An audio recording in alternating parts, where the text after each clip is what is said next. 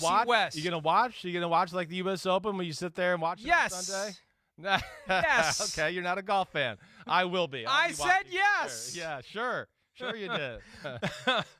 Best non-quarterbacks in the AFC West. Go ahead. You take the first pick. Wow. Okay. I think this to me, I think is it's between three guys on the Chiefs. I don't know which one to take here. This is where I'm stuck. I'm going to go with Tyreek Hill. I'm going Tyreek Hill here. Yeah, because I still think he's the most dangerous, or certainly in the conversation for the most dangerous weapon in all of football. I mean, he's a game plan changer. Come on, we know that. I mean, defenses are 70 yards back because of Tyreek Hill and the Kansas City Chiefs and what they do there. So I'm going to go with Tyreek to lead it off. I'll go Travis Kelce. I know that's one of the other ones you were thinking about. I know. It's Hill or it's Kelce. Yeah. Kelce, Hall of Famer already. Right. Incredible run, incredible player, and incredible leader on that team. Great compliment to Patrick Mahomes. Yeah, I mean, it's a lot. Look, there's a lot of great players in the AFC West. It just so happens a lot of them happen to play for the Chiefs. It's I think a little bit more of a little more apparent than I even realized once I started to write down names for this. I mean, I'm sorry, but I'm going Chris Jones next. I don't know. Maybe this is why Kansas City's really good. Yeah, I mean, but Chris Jones, for my money, is the best defensive player in the division.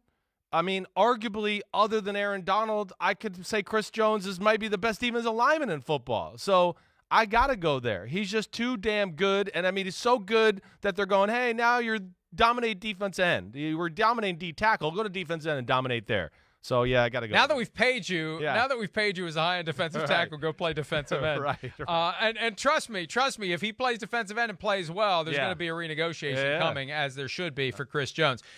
We talked about Joey Bosa last segment, $27 million a year. Look, he hasn't been as healthy as I would like, but that applies to pretty much half of the Chargers roster over the past few years. Right. But Joey Bosa is incredible. Yeah. I thought you'd be torn between Jones and Bosa. So you take Jones, I'll take Bosa. Yeah, it was. I mean, I think it's between those two, like what you're talking about. I gave Jones the advantage just because Bosa was a little banged up last year and those issues. So that's really what was the tiebreaker for me. But I hear you there. All right, I think I'm going to go with my first Raider here. I'm going to go with Darren Waller next.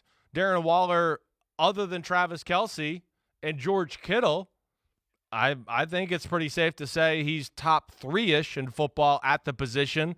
Man, I mean, big, rangy, can beat you with speed, got a little physicality with the ball in his hands and things like that. He is, without question, arrived as one of the top tight ends in football. One of the things about the NFL, you get injured, you're gone, you're forgotten quickly. And Vaughn Miller last year, and it happens to everybody. Ben Roethlisberger, out of sight, out of mind. 2008, Tom Brady, out of sight, out of mind. The game keeps going.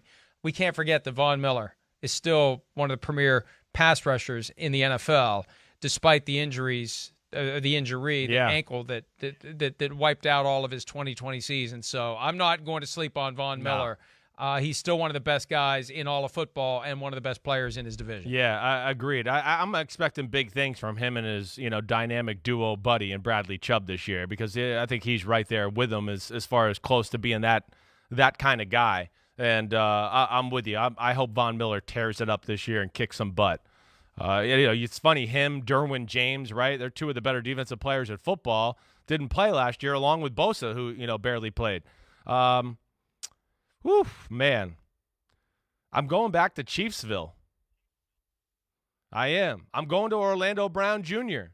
Orlando Brown Jr. is one. Wow. I know. I think he's one of the better tackles in football. I'm a sucker for these big, nasty tackle guys. I'm a sucker for them. I love them.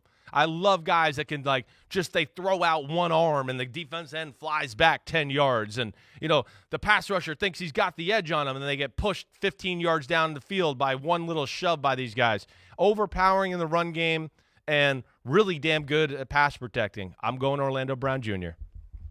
At some point you got to consider a running back. But I know. There's only one, I think. Yeah, but I'm going to skip that for now. Okay. I'm going to skip that for now. I'm going to go Keenan Allen. We got to give Keenan Allen some love. We talked about underrated receiving duos at some point not that long ago. Keenan Allen and Mike Williams, I think, fit that bill. I don't know what it is, but Keenan Allen has never gotten the appreciation that I think he deserves. But he's just reliable. He's consistent. He gets it done. And that's my next pick. Yeah. No, I think he's underappreciated. He is. He's a route runner who knows how to play, consistent, super dependable, but lacks like the big highlight type plays. And I think because of that, people, forget about him at times. So good pick by you. No doubt. He's underrated. Man. All right. No disrespect to Tyrann Mathieu, who I really love. That's my next pick. All right, okay, I'm going to go Justin just Simmons. Put me down for Tyrann Mathieu. Yeah, I'm going Justin Simmons first. I mean, there's a reason he's the highest paid safety in football. I mean, he's the real deal. He's in the prime of his career. He's rangy as hell in the pass game, and for a skinny, rangier type of guy, he's a phenomenal tackler in the open field and everything like that. So Justin Simmons, one of the more, forgotten great safeties in football. I go with Tyrann Mathieu. He's still got a high degree of skills. They are diverse. He's a guy who can move around and do a lot of different things. He's a great presence on a team. He's a great leader on a team. He's a great example to anyone in or outside of football that's going through any type of adversity. He's one of the more inspiring stories of the NFL over the past decade, if not longer than that. And he's entering the last year of his deal with the Chiefs. And, the Chiefs dodged the bullet because they were trying to get Earl Thomas. I don't know that would have worked out nearly as well as Tyrann Mathieu worked out. Definitely for not. The Chiefs. I know. Yeah. Yes. That was big time. You're right. Yeah. So Tyrann Mathieu rounds out my picks. Hi, I'm Mike Tirico, and thanks for watching. Make sure to hit subscribe for the latest news and highlights from NBC Sports.